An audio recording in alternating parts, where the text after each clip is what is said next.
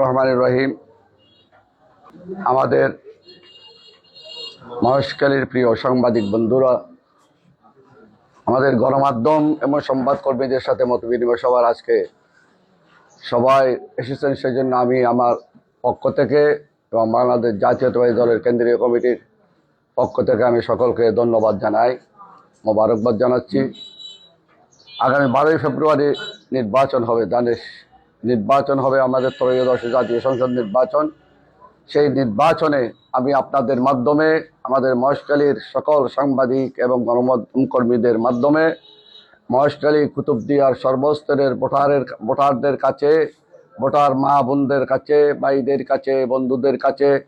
আমাদের জেনজি তারুণ্যের প্রথম ভোট ধানের শীষে হোক, এটা প্রত্যাশা করছি। এবং আমাদের মহেশখালীর আমাদের 2,84,000 ভোট এবং আমাদের কুতুবদিয়ার 1,04,000 ভোট সম্মিলিতভাবে 96 সালে যেভাবে আপনারা আবেগ নিয়ে আগ্রহ নিয়ে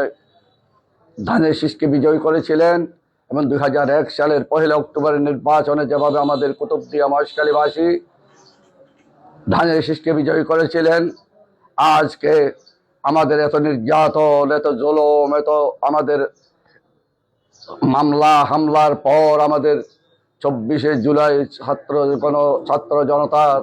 মাধ্যমে যে নির্বাচন আমরা দিতে বাধ্য করেছি, সেই নির্বাচনে আমাদের যে ত্যাগ, আমাদের সাংবাদিক ভাইদের যে ত্যাগ, আমাদের বিএনপি পরিবারের যে ত্যাগ, সেই ত্যাগকে মূল্যায়ন করে আমি সকল ভোটারদের কাছে, আমি আপনাদের খাদেম হিসেবে, আপনাদের ভাই হিসেবে, আপনাদের বন্ধু হিসেবে আমি আলমগীর মোহাম্মদ মাহফুজুল্লাহ ফরিদ, কক্সবাজার 2, আমাদের দেশে এবং প্রবাসে অবস্থানকারী সকল ভোটারদের কাছে আবার ধানের শীষের প্রতীককে বিজয় করে মহান জাতীয় সংসদে আমাদের মহেশখালী কুতুবদিয়ার প্রত্যাশা পূরণে, সমস্যা সমাধানে